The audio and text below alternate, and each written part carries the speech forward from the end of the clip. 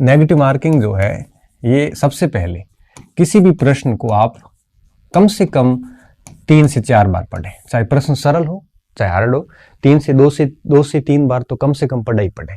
प्रश्न को पढ़ने के बाद क्या पूछा है, नहीं पूछा है, या सत्य असत्य पूछा है, ठीक है, अगर ऐसा कोई पूछा है, क्या पूछा गया है, उस कथन को बोल्ड करें ऐसे कि ये क्या पूछ रहा है। क्योंकि प्रश्न को 3-4 बार पढ़ने के बाद में प्रश्न के जो निकष है, मेन क्रक्स है, उसको बोल्ड करें तो आपको पता चलेगा कि ये क्या कहना चाह रहा है, ताकि आप प्रश्न को पढ़ने में गलती ना करो। अक्सर बच्चे यह गलती करते हैं। अब प्रश्न को 3-4 बार पढ़ने के बाद में एक काम ये भी करना है कि प्रश्न को दोनों भाषाओं में पढ़ें, ठीक है, अंग्रेजी में भी देखें, क्योंकि कई बार प्रश्न समझ में नहीं आता तो इंग्लिश की टर्म्स आपको समझ में आ जाती है। तो अंग्रेजी और हिंदी दोनों में प्रयास करें कि प्रश्न को पढ़ें, ठीक है, और उसके बाद में सत्य असत्य नहीं है, क्या पूछा है वो कर दे ब्लॉक। उसके बाद में कोशिश ये करें कि जो प्रश्न है उसके चारों ऑप्शन के ऊपर आपका प्रवेश पत्र रख लें, ठीक है, और प्रश्न पढ़ने के बाद उत्तर निकालने की कोशिश करें। याद करें, अगर उत्तर दिमाग में सीधा ही आ जाता है और ऑप्शन वो पढ़ा है तो ठीक है, कर लो उसको। अगर ऑप्शन याद नहीं आ रहा है तो फिर आप वो 4 ऑप्शन को देखें प्रवेश पत्र हटा के, और उसके बाद में एलिमिनेट करें,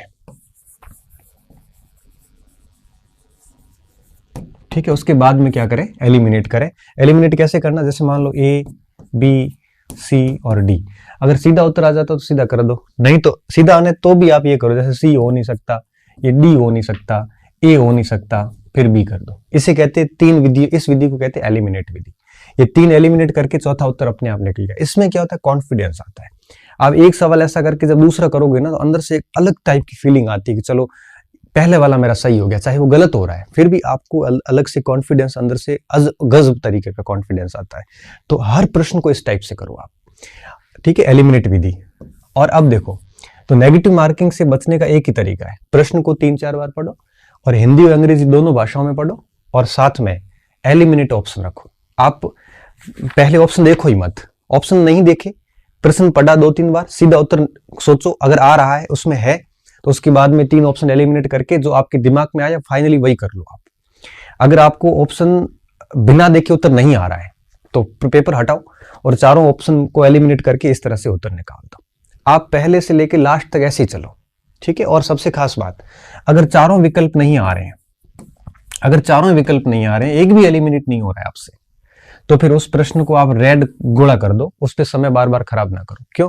क्योंकि उस प्रश्न पे ऐसे असभ्य तुक्के मत लगाओ। आप लोग क्या करते हैं, कई बार ऐसे देख के कर लेते हैं कि बस हो जाएगा, ऐसे 3-4 सवाल आप करके आते हो, ये तो फिर वही है कि आप अपना ही नुकसान कर रहे हैं, ठीक है।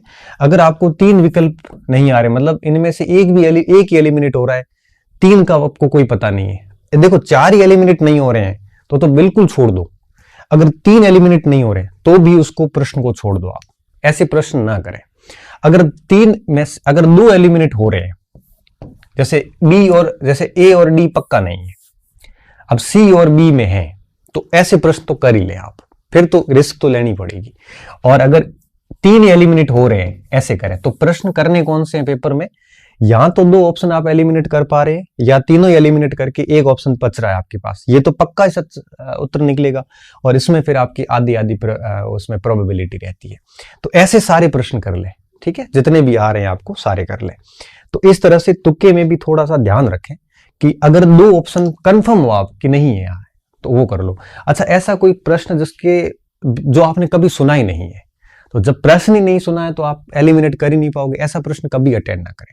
देखो, वहां पे इमोशंस से ना सोचें, या दिमाग का काम लें। अगर आप दिल से करोगे, भावनाओं में बह के उत्तर निकालोगे, तो फिर आप 10-15 गलतियां कर दोगे, और चयन होने में और फेल होने में सिर्फ इतना ही फर्क होता है, ठीक है। तो इस प्रकार की गलती ना करें।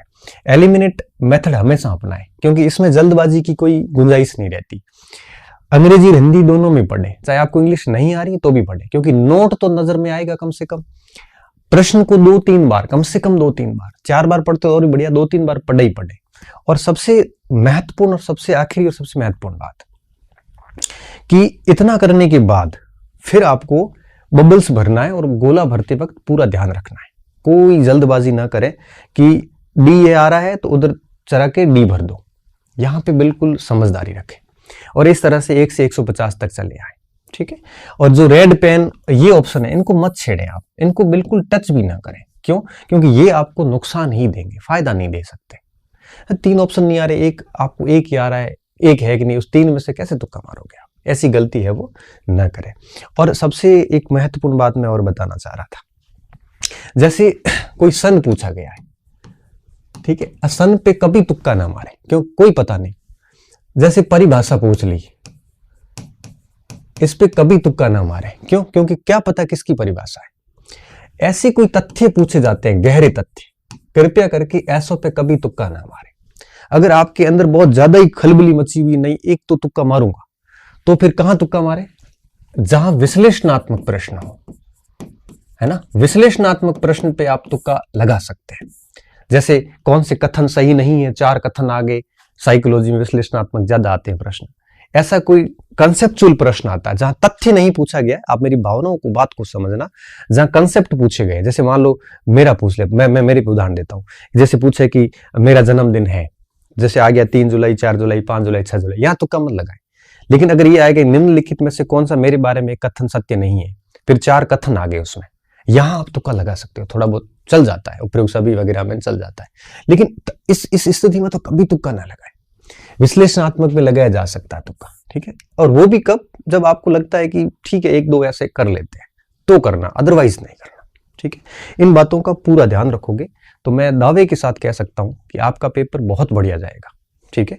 अब लास्ट तक आप इस वीडियोस को पूरा सुनना और इस बात को फॉलो करना। अब मैं आपको विश्वास के साथ कह सकता हूं कि आपका पेपर बहुत बढ़िया जाने वाला है। जब मेरे जैसा सामान्य व्यक्ति, जिसके पास कोई ऐसा गोल्डन हैंड ना हो और बड़े आराम से सारी चीजें कर सकता है धैर्य के साथ, तो आप भी कीजिए। जब स्ट्रेस जैसी स्थिति आती है तो लंबी सांस लीजिए, सारी चीजें ठीक हो जाती है।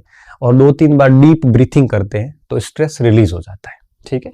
वो करिए और इस तरह से पेपर को अटेंड कीजिए। साथ साथ में समय का भी ख्याल रखिए और मार्कशीट ठीक से भरिए।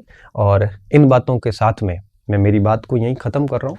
उम्मीद है कि ये वीडियो आपके लिए बहुत फायदेमंद सिद्ध होगा।